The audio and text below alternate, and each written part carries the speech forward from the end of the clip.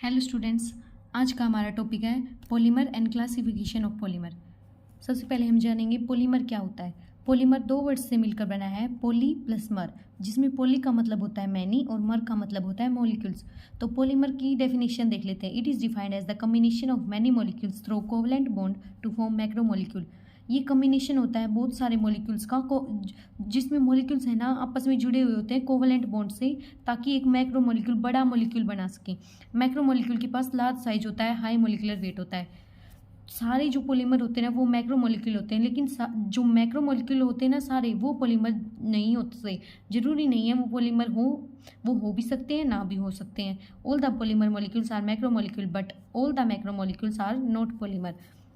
Polymer repeating units होती हैं monomers की। तो polymers are made by monomer units and this process of formation of polymer from monomer is called polymerisation. Polymer क्या होता है? Polymer है ना वो मोनोमर से बना हुआ होता है, रिपीटिंग यूनिट्स ऑफ मोनोमर से बना हुआ होता है, और जो प्रोसेस होता है ना फॉर्मेशन ऑफ पॉलीमर को, उसे बोलते हैं पॉलीमराइजेशन। तो फाइनली हम लिख सकते हैं polymer is a macromolecule formed by combination of monomer units through covalent bond. Large sized large molecular mass होता है इसके पास। अब क्लासिफिकेशन ऑफ पॉलीमर देख लेते हैं। क्लासिफिकेशन 5-6 तरीके से होती है। सबसे पहले हम क्लासिफिकेशन देखेंगे on the basis of source या फिर ओरिजिन। तो on the basis of source ये 3 टाइप के होते हैं: natural polymer, synthetic polymer, semi synthetic polymer. Natural polymer वो पॉलीमर होते हैं जो नेचुरल मटेरियल से बनाए जाते हैं, जैसे कि हुआ rubber, silk, cotton, cellulose. These are isolated from natural material. Synthetic polymer वो पॉलीमर होते हैं जो मैन मेड होते हैं। These are artificially prepared from monomer. Example है polyvinyl chloride, polythene, nylon, terylene. Semi synthetic polymer वो पॉलीमर होते हैं जो नेचुरल मटेरियल को लेकर थोड़ी मैन मेड, थोड़ी सी मतलब उसमें मॉडिफिकेशन किए जाते हैं मैन के द्वारा। These are chemical modification of natural polymer, that is these are obtained from natural polymer by chemical modification. Example है सेलुलोज, एसीटेट। नेक्स्ट है सेकंड टाइप है on the basis of structure. Structure के basis पे 3 तरह के होते हैं: linear polymer, branch chain polymer, close linked polymer. तो लीनियर पॉलीमर कौन से पॉलीमर होते हैं? जिसमें मोनोमर्स है ना वो स्ट्रेट लाइन में ज्वाइंट होते हैं। In these polymer, the monomers are joined together to form a long straight chain polymer molecule, and the polymer chain stacked over one another to give a well-packed structure and have high density and high tensile strength. इस type of polymer में है ना monomers long straight chain form करती हैं, और जो polymer है ना वो आपस में एक के ऊपर एक जुड़े हुए होते हैं और वेल पैक्ड स्ट्रक्चर होता है लीनियर पॉलीमर्स का। इनके पास हाई डेंसिटी होती है और हाई टेंसाइल स्ट्रेंथ होती है। एग्जांपल हाई डेंसिटी पॉलीथीन या फिर polyvinyl chloride. Branched chain polymer में क्या होता है? जो इस ब्रांच्ड चेन पॉलीमर में क्या होगा? ब्रांचिंग होगी। तो this polymer contain linear chain along with some branches different length की ब्रांचेस हो सकती है। ब्रांचिंग की वजह से ये वेल पैक्ड नहीं होते और इनकी लो डेंसिटी होती है और लो टेंसाइल स्ट्रेंथ होती है और लो मेल्टिंग पॉइंट होता है। एग्जाम्पल लिख सकते हैं low density polythene. Cross linked polymer में क्या होगा? 3 डायमेंशनल स्ट्रक्चर फॉर्म करेंगी monomer units. In this polymer linear molecule chains are joined together to form a 3 dimensional structure. These are hard, rigid and brittle. Example होगा इसका bakelite, urea formaldehyde. Third type होगा हमारा on the basis of molecular forces या फिर intermolecular forces. Intermolecular forces के depending upon the magnitude of intermolecular forces polymer are classified as.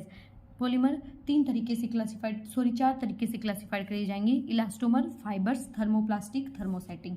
अब elastomer क्या होते हैं वो देख लेते हैं। Polymers in which intermolecular forces are the weakest are called elastomer. इसमें सबसे कम इंटरमॉलिक्यूलर फोर्सेज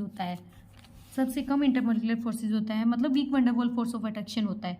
ये अमोर्फस पॉलीमर होते हैं और इनके पास हाई डिग्री ऑफ इलास्टिसिटी होती है। एग्जाम्पल है रबर और वल्कनाइज्ड रबर। फाइबर्स क्या होते हैं? ये वो पॉलीमर होते हैं जिनका intermolecular force of attraction strongest होता है, जैसे कि हाइड्रोजन बॉन्डिंग और डाइपोल डाइपोल इंट्रैक्शन। ये थ्रेड लाइक पॉलीमर होते हैं, इनके पास हाई टेंसाइल स्ट्रेंथ होती है क्योंकि क्लोज पैकिंग स्ट्रक्चर होता है इनका। एग्जाम्पल होगा इसका नायलॉन, पॉलीएस्टर। थर्मोप्लास्टिक पॉलीमर कौन से होते हैं? वो पॉलीमर जिनमें intermolecular force of attraction fibre और इलास्टोमर के बीच का होता है। ये जब हीट करेंगे ना तो ये मेल्ट हो जाते हैं और इनको है ना हम अपनी मर्जी से डिजायर्ड शेप से मोल्ड कर सकते हैं। एग्जाम्पल होगा पॉलीथीन और पॉलीविनाइल क्लोराइड। और थर्मोस्टैटिक प्लास्टिमर क्लोज लिंक्ड पॉलीमर होते हैं, और जब हम इन्हें हीट करते हैं ना तो एक बार जो शेप दे दी ना वही रहेगी। ये हार्ड होते हैं, ब्रिटाइल होते हैं, इनकी शेप दोबारा बदली नहीं जा सकती, ये रीमोल्ड नहीं किए जा सकते according to our desired shape. Example होगा बेकेलाइट। फोर्थ टाइप होगा on the basis of polymerisation. इस टाइप के दो टाइप हैं, एडिशन पॉलीमराइजेशन और कंडेंसेशन या फिर step growth polymerisation. Addition polymerisation को चेन ग्रोथ पॉलीमराइजेशन बोला जाता है। इसमें क्या होता है, इसमें एडिशन होता है सिंपली मोनोमर यूनिट्स का, और इसमें कोई एलिमिनेशन नहीं होता स्मॉल मॉलिक्यूल्स का, जैसे कि वाटर हुआ, अमोनिया हुआ।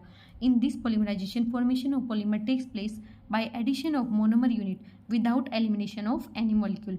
एग्जाम्पल होगा पॉलीथीन, पॉलीस्टाइरीन, पॉलीविनाइल क्लोराइड।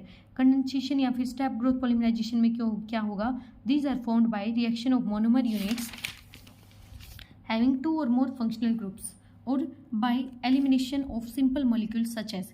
इसमें क्या होगा, जो मोनोमर्स है ना उनके पास रिएक्टिव फंक्शनल ग्रुप्स लगे हुए होते हैं जो रिएक्शन करते हैं, और इसमें एलिमिनेशन होगा सिंपल मॉलिक्यूल्स का, जैसे कि वाटर हुआ, अमोनिया हुआ।